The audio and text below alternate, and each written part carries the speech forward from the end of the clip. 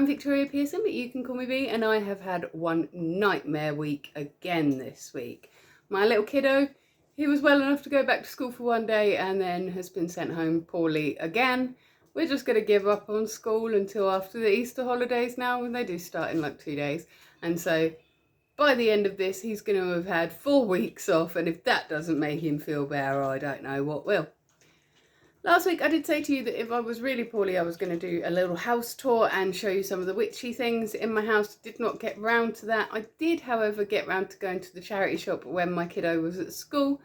The idea was that I was going to be searching for some little ramekins or maybe a little metal teapot, something like that, that I can melt candle wax in, so I can do, because I got given this candle making kit a couple of Christmases ago and it's missing pieces. I don't know why, it was a brand new kit, but it's missing a couple of pieces that are needed, and one of those is the thing that you use to melt the candle wax in. And I didn't really want to destroy my crockery or my cookware, so I wanted to get something specifically for that. That was a total disaster. But I'll let you have a look. Let's go to the charity shop together and I'll show you what I actually did get. So I went to Woburn Sands today. I've brought you here a couple of times for like the Christmas fair and things like that. It's quite a posh little village near me, and so it's worth checking out their charity shops to see what they've got. Of course, as soon as I go in, I'm drawn to the books, even though that is not what I'm here for. And then I found this cute little dress, which I really, really liked. But then when I was looking to see the price of it, I saw the size was a size 8, and I thought, I'm not even going to try that on. It's just going to depress me too much. A lot of these clothes were a little bit dated for my style, and I'm not that skilled at sewing, so I decided to leave them where I was. I had a little browse at the handbags as well, but that's not really what I came in here for today. I love these shops. They're such Aladdin's caves of treasures and stuff, just stuff you don't know what you're going to find. But I didn't find what I was looking for. So I walked up to their high street, to their age concern shop, which is another one of the charity shops, and had a little rummage in there as well.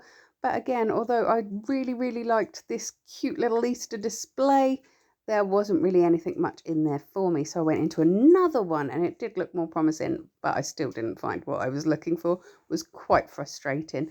I did enjoy looking for the knickknacks, like, what is this? What is that for? I very nearly bought it just because it's cute and old and I didn't know what it's for. Hey, nobody's perfect. I like that. I had a look at these prints as well and I did quite like them, but they just don't fit the aesthetic of my house. And so I decided to leave them where they were instead of just bringing useless stuff home. And then later I did bring useless stuff home. These books, most of them weren't my style. A lot of them I had read already, and the same for the music, just wasn't really my sort of thing, but I did have some fun going through the records to see if there's anything that my son might like. So that is me, just in from the charity shop. I went out there fully intending to buy some little glass ramekins to melt candle wax in so I could make some candles for another video, and some art supplies. I was hoping to find a little painting that I could adapt actually and make my own. I'll explain that in another video. But instead of going into the charity shop and coming out with glass ramekins and with art supplies, I came out with Cludeo and a butter churn, because why wouldn't you? I don't know.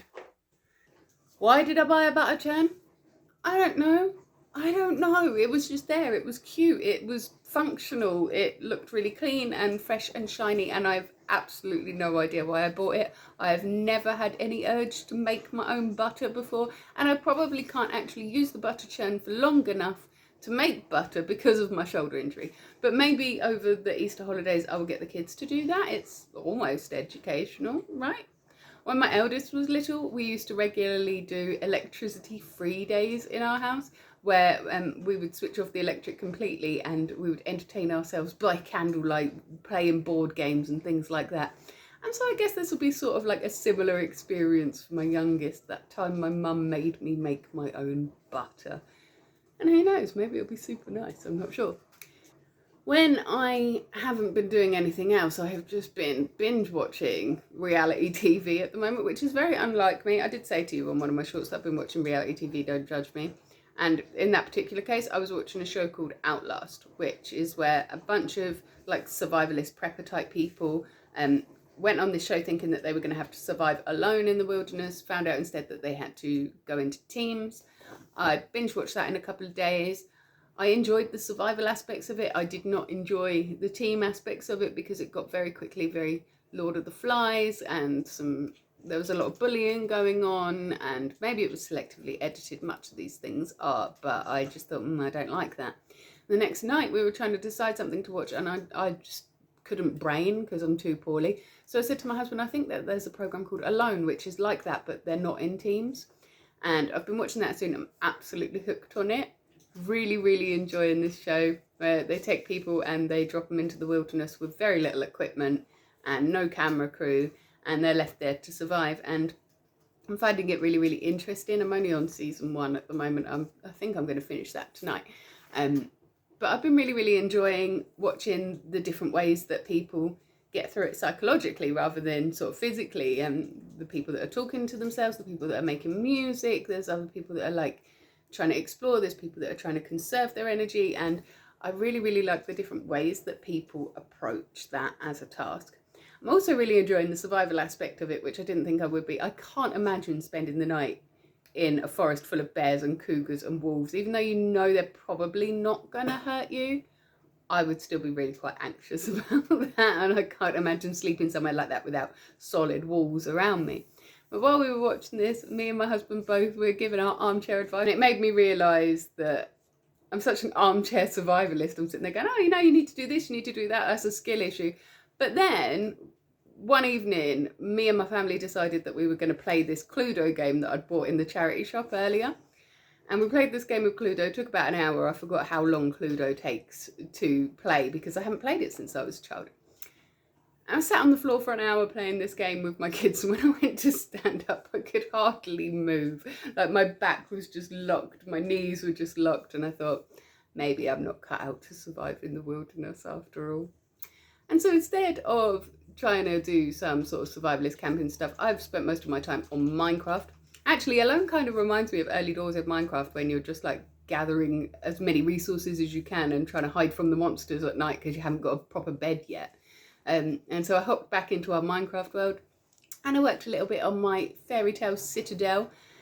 I do play it on my mobile, so it isn't the best way to show you, but I've talked about my citadel enough on here and on Twitter and stuff that I wanted to show it to you. So this is my citadel. So this is my Minecraft world I've been working on for a little while now. It's in my shared family server. It's quite a steep climb to get up to the main entrance bridge. It's very rocky, muddy sort of terrain. And so I worked really, really hard on making this fairy tale citadel here. And I replaced every block in this valley with moss so it'll be all lush and green and look quite magical. You can see what it looks like on the other side of the bridge there where I haven't done that. I may have overdone the glowberry vines. This is the main entrance, but I'm going to show you around the outside of the citadel first. As I said, it has taken me really quite a long time to do it. I'm very, very nearly finished. I've started putting villagers in. I've got a couple of towers still to decorate. But as you might be able to see here, it goes all the way down into that mountain, right down to the subterranean levels. And then you've got the actual castle perched on top. And it took a really long time, even though I was in creative mode. If I was trying to do this in survival, I would have to take every bit of quartz out of the nether because I built everything out of quartz and cherry wood, and I can't imagine having to grind for all of those resources. Building it just like this was hard enough. Down here, I've got a little social area, it's a little for Phil's Fish Fry, the fishing shop. And I've already got some villagers hanging around in there. They seem quite happy. I hope they don't end up in the water and turn into zombie villagers. That would be awful. Just through there, I've got my little dock for my visitors to come in. I kept it with the cherry wood theme, plopped a couple of boats around there, but I'm going to keep going around the outside into the area that we call the Tranquil Gardens over here, which the villagers seem to really, really love. They're all hanging out in my little Tranquil Garden, which I'm very pleased about because it really did take me a very long time to change all of these into moss blocks to make it look all lush and green. At first, this was all just bare rock with that little pond at the bottom, but I added in this stream and this waterfall. I've got my little stables behind there with my horses in, and a random villager. I don't know what he's doing in there. I guess he's decided it's his job to look after the horses. That's fine by me. And then this natural cave that was opened underneath the mountain, I sort of lined with a little bit of quartz and then added some housing in here, which I'm really, really pleased with. I think it all just looks really, really cute. I would totally live here.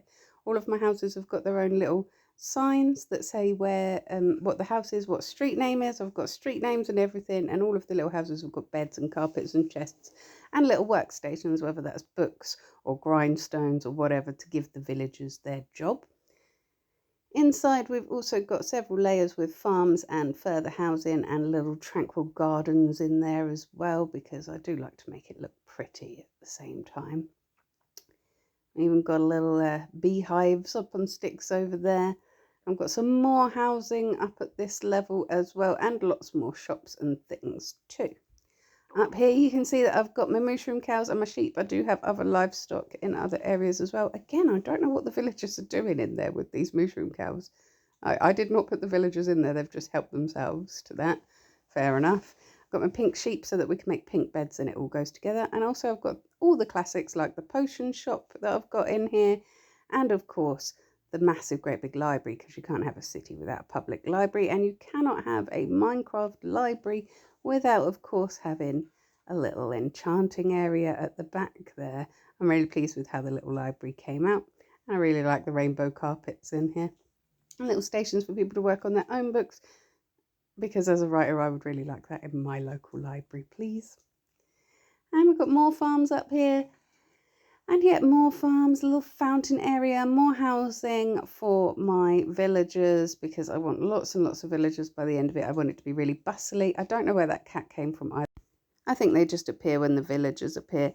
This place is actually such a maze inside, and some of my signs didn't come out right, and for some reason they're just hashtags, and so I can get a little bit lost in here if I'm not too careful. But everywhere leads to somewhere, and I do have my little signs around saying where they are. I also really love that in Minecraft you can make floating candles like this. I always have to build a little shrine somewhere in one of my builds with some floating candles in. Got my little iron golem there to protect the villagers from zombies. There's one here as well because I seem to get a lot of cluster of zombies here. And this is my inn. This is the Come On Inn, which is my hotel / pub that I've got for villagers and other visitors. Adventurers on the server can come and stay here. Got some little sofas and things around the fire. You've got your bar area just here. And underneath this hatch, there's a little, what I like to call a lift. It's scaffolding. If you go down there, you'll find all the barrels and things. And here we're back to the front entrance again, because I didn't want to show you everything in my build. It would take too long. But I wanted to show you what the front entrance looks like. So when you first walk into the courtyard, it looks like this. I've got my little cloisters at the sides there. I do have far too many glowberry vines. I'm going to have to take them out because they're just so messy and they grow so quickly. I thought when I placed them that they would stay as I placed them, but they really, really don't. And this central tower is going to be where I will be living when I'm on the server, except that I'm a bit bored of this now and I might go back to my fairy tale neighbourhood and do something else over there instead. And this is another entrance to the subterranean levels, which leads down to my farms again. I'll just take you down there quickly. You can see the wheat field close. And again, I've got loads and loads of villagers in with my cows. What is the villagers' deal with all the animals? Why aren't you in your homes? It's night time. You should be asleep. Ridiculous. It's just Minecraft villagers, completely ungovernable. Also got my little sugarcane farm here for making paper and stuff. Some more housing there, and then a bunch of storage chests just to make it a lot easier for my farmers. I've still got a fair bit to do though.